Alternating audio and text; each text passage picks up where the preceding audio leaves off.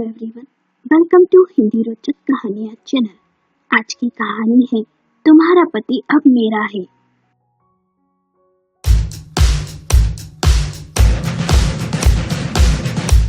रुम्पा के दिल में एक उदासी सी छाई जा रही थी। अपनी बेटी मधुमिता का आंसुओं से भीगा हुआ चेहरा और रो रो कर आंखें लाल देख उसका दिल बैठा जा रहा था। कोई भी माँ अपनी बेटी को यूं दुख में देख विचलित नहीं होगी, इसलिए मन ही मन यूं रुम्पा का तड़पना जायज था। वो एक बार अपनी बेटी मधुमिता का चेहरा देखती और एक बार उसकी गोद में सोई दूध मुही बच्ची का। बेचारी मासूम बच्ची कितना दुनियादारी से बेखबर चुपचाप सी सोई हुई है। 2.5 साल पहले मधुमिता की बड़ी ही धूमधाम से रुम्पा ने रोहित के साथ शादी की थी। दोनों एक दूसरे से प्रेम करते थे। अपनी सोच में डूबी हुई रुम्पा की नजर दरवाजे पर खड़ी विमला पर पड़ी। रुम्पा उसे देख झल्ला सी गई और बोली, तू यहाँ क्या कर रही है? विमला ने धीमे से कहा, बच्ची के लिए दूध लेकर आई थी। रुम्पा ने कहा, हाँ तो दूध रख और जा यहाँ से और नाश्ता बना, समझी? विमला ने कहा, जी मैम साहब। रुम्पा ने विमला का मुंह देख फिर से चिल्लाते हुए कहा, जाकर अपना काम कर। बेचारी पर बिना किसी बात के रुम्पा चिढ़ सी गई। कुछ देर बाद विमला फिर से आई और बोली, मैम साहब, बगीचे से पूजा के लिए फूल तोड़ दूं? रुम्पा ने फिर चिढ़कर कहा, रोज तो पूछने आती नहीं, आज बार बार क्यों परेशान कर रही है? रुम्पा अच्छे से जानती थी कि विमला को बस ये जानना है कि घर में चल क्या रहा है, जिससे वो घर की बातें आस पड़ोस में चटकारे लेकर बताए। रुम्पा ने गुस्से से फटकार कर विमला को फिर रसोई में भेज दिया। उधर सुबह जब से मधुमिता घर आई थी, तब से कमल बाहर बरामदे में ही बैठा था। उसके लिए अपनी बेटी का अधिकतर यूं रोते गुस्सा करते आना नई बात नहीं थी, क्योंकि मधुमिता हर 4-5 दिन में माँ के पास अपने पति रोहित की शिकायत ले हाजिर हो जाती थी और इस शिकायत का फैसला भी हमेशा माँ मधुमिता के पक्ष में ही करती थी। कभी मधुमिता कहती, माँ रोहित आजकल बहुत देर से घर आते हैं। कभी कहती, माँ वे मुझे बाहर घुमाने नहीं ले जाते। कभी कहती, माँ रोहित ने मुझे नई साड़ी लाकर देने का वादा किया था पर लाकर नहीं दी। कभी कहती, माँ ये हमारी शादी की सालगिरह ही भूल गए। बेटी की इन बातों को रुम्पा जरूर महत्व देती थी, पर उसके पिता कमल उसे हंसी में उड़ा देते थे, क्योंकि अक्सर शाम को ऐसा ही होता। रोहित ऑफिस से सीधा मधुमिता को मनाने यहाँ आ जाता और उसके आते ही सारे शिकवे शिकायत उड़न छू हो जाती और दोनों हंसते मुस्कुराते अपने घर लौट जाते। आज कमल की आंखें अखबार में लगी हुई थी, पर कान कमरे में माँ बेटी की क्या बातें हो रही थी वहां लगे हुए थे।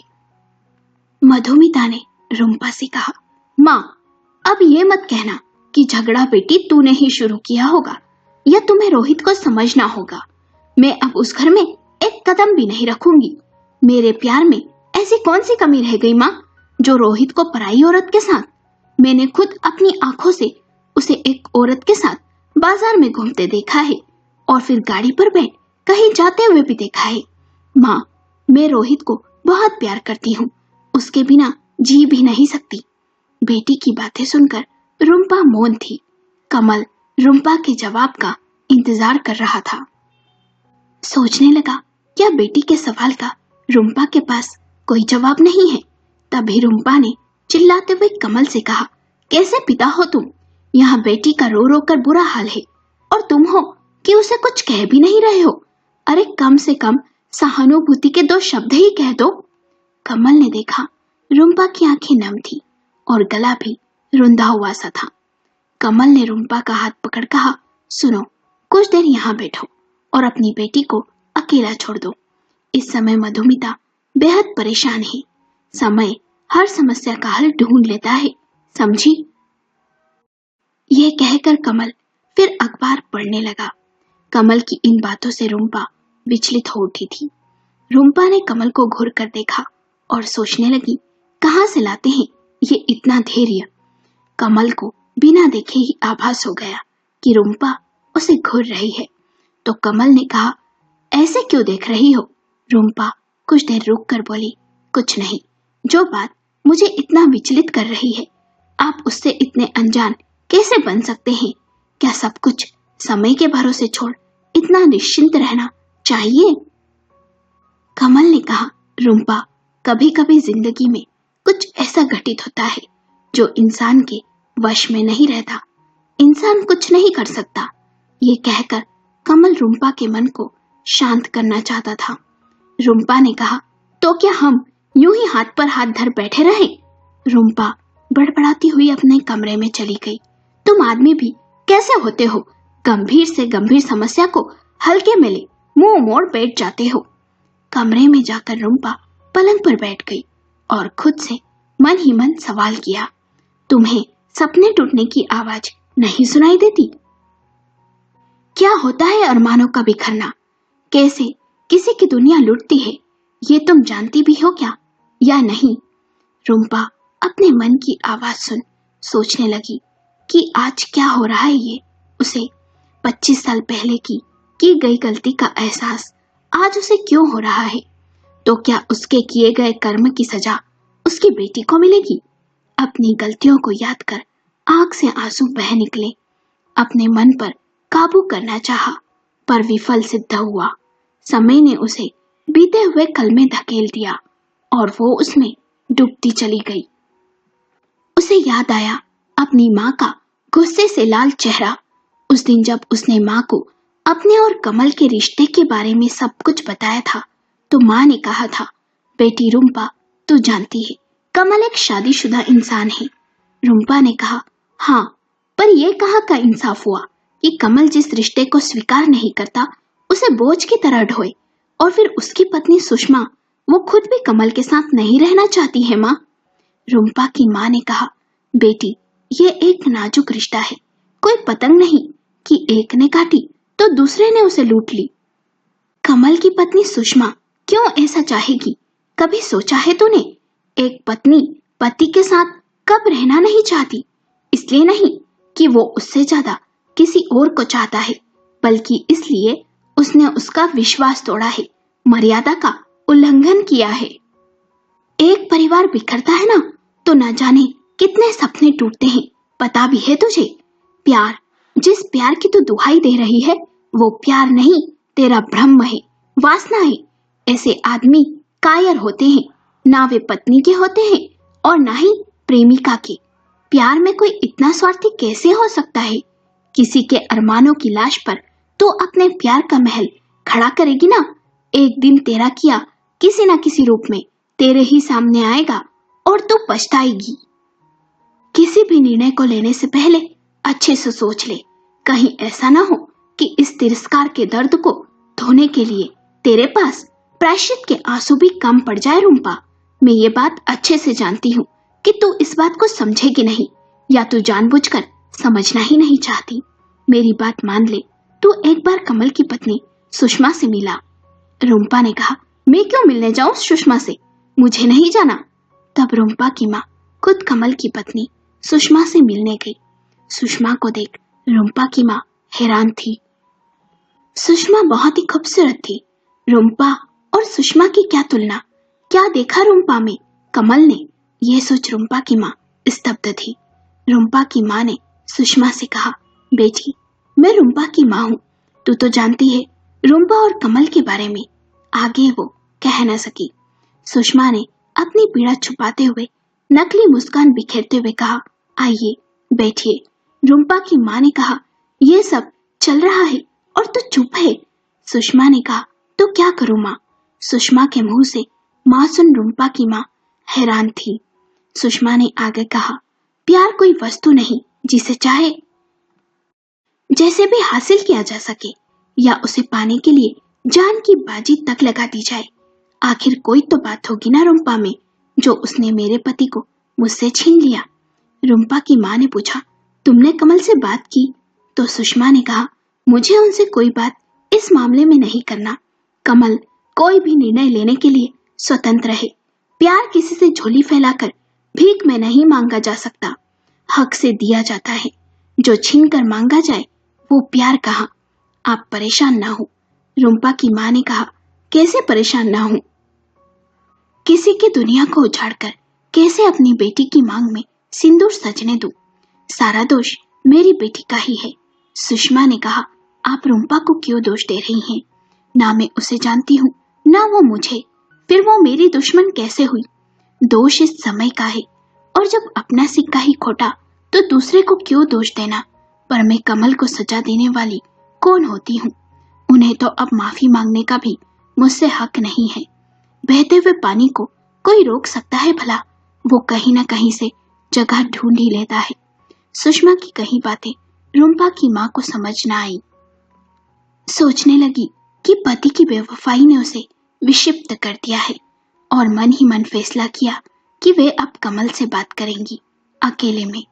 एक दिन रुम्पा की माँ ने कमल को अकेले में अपने घर मिलने आने को कहा और बोली, बेटा कमल, मैं एक माँ हूँ, मैं किसी का भी बुरा नहीं चाहती, पर सुषमा के साथ अच्छा नहीं हो रहा है। मेरी बेटी नादान है, प्यार में अंधी हो गई है। उसने आज तक जो पाना चाहा उसे किसी भी कीमत पर पाया। इस कारण वो बहुत ही जिद्दी भी बन गई है। तुम तो समझदार हो, अपने अच्छे बुरे की तुम्हें समझ है। तुम अपनी जिम्मेदारी समझो। सुषमा अकेली थोड़ी है, उसके साथ 2 बच्चे भी हैं। कम से कम उनके भविष्य के बारे में तो सोचो। ये सुन कमल की आंख भर आई और बोला, माँ, मैं सब समझता हूँ, मैं जानता हूँ मुझसे भूल हो गई। मैं किसी को भी दुखी नहीं करना चाहता, ना ही रुम्पा को और ना ही सुषमा को। मैं दोनों से माफी मांगने को तैयार हूँ। रुम्पा तो मुझे माफ भी कर दे, पर सुषमा, वो तो ये जानने के बाद मुझसे बात तक नहीं करती। मैंने उससे माफी भी मांगी, पर उस पर कोई असर ही नहीं होता। यदि मैं उसके कदमों में गिरकर माफी भी मांगूंगा ना, तो भी वो मुझे माफ नहीं करेगी। वो एक स्वाभिमानी औरत है। कमल की लाचारी उसके शब्दों में साफ दिख रही थी। कमल ने आगे कहा, आज मैं 2 राहें पर खड़ा हूँ, जहाँ का रास्ता सिर्फ और सिर्फ रुम्पा पर जाता है। अब न मुझे सुषमा से बिछड़ने का दुख है और ना ही रुम्पा से मिलने की खुशी। समय बीतते गया, सुषमा से कमल को तलाक मिल गया और कमल ने रुम्पा से शादी कर ली। उसके बाद सुषमा अपने दोनों बच्चों को ले न जाने कहां चली गई। किसी को कुछ पता नहीं, ना तो सुषमा अपने मायके गई और ना ही ससुराल। उसके बिना जीना इतना मुश्किल होगा, कमल ने यह सोचा नहीं था। कमल चाहकर भी पूरी तरह से सुषमा को अपने आप से जुदा न कर सका। कई बार इस बात से रुम्पा चिढ़ भी जाती और कहती, यदि सुषमा के जाने का इतना ही शौक ही मनाना है तो मुझसे शादी करने की जरूरत ही क्या थी? कोशिश करो, देखना समय के साथ सब भूल जाओगे। तो ये सुन कमल ने कहा, क्या भूलूंगा मैं कि 10 साल पहले सब कुछ छोड़ एक भोली सी लड़की मेरा हाथ थाम मेरे साथ इस घर में आई थी। अग्नि के सामने 7 फेरे ले जीवन भर साथ निभाने की कस्में खाई थी। कैसे भूल सकता हूँ मैं उसकी सिंदूर से भरी हुई मांग, वो हाथों की लाल चूड़ियां, सुषमा का सुख चैन लूटकर तुम्हारा दामन खुशियों से भरा है मैंने। मैं इतना निर्मोही सच में कैसे हो गया? कैसे भूल जाऊं ये घर जो मैंने और सुषमा ने साथ मिल सजाया था? क्या कसूर था उसका और उन 2 मासूम बच्चों का? क्या हक था मुझे उनसे उनकी खुशियां छीनने का? क्या मैं कभी इन सब बातों से खुद को मुक्त कर पाऊंगा? सुषमा के न जाने कहां चले जाने के बाद कमल उसकी और बच्चों की चिंता में घुले जा रहा था। रुम्पा कमल को पाकर मन ही मन खुश थी।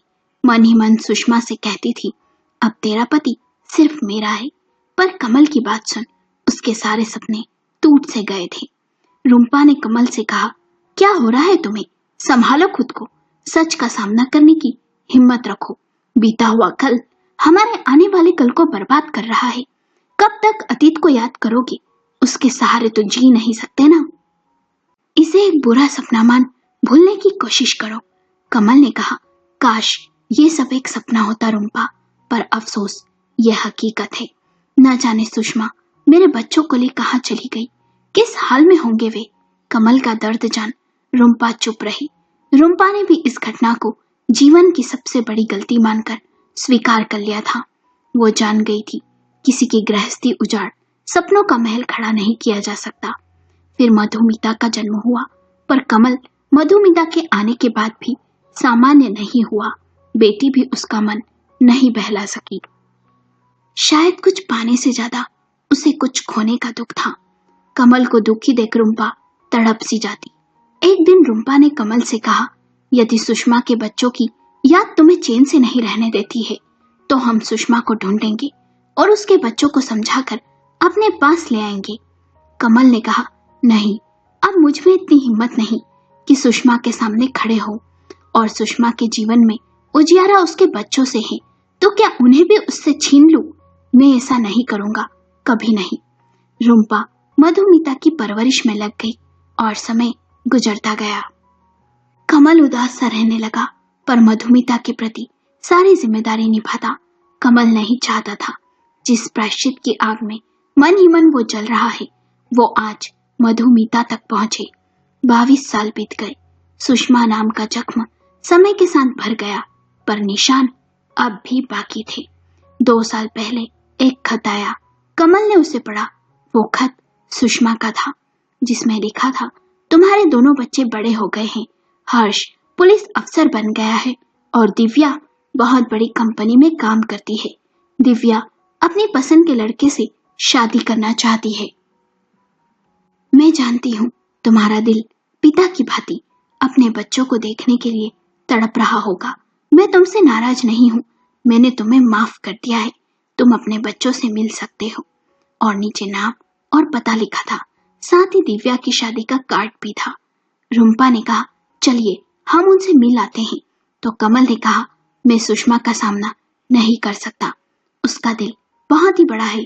सुषमा ने मुझे माफ कर दिया, पर मैं कैसे खुद को माफ कर दूं? मेरी सजा यह है कि मैं सारी उम्र इसी तरह तड़पता रहूं, और यही मेरे पापों का प्रायश्चित भी होगा। रुम्पा ने कहा, तब से लेकर आज तक प्रायश्चित ही तो करते आ रहे हैं, मैं और आप, अब और कितना? तभी विमला ने आवाज दी, मेम साहब, कितने देर यूं कमरे में बैठी रहोगी? रुम्पा को जैसे होश आया हो, वो कमरे से बाहर गई और बोली, साहब कहाँ हैं?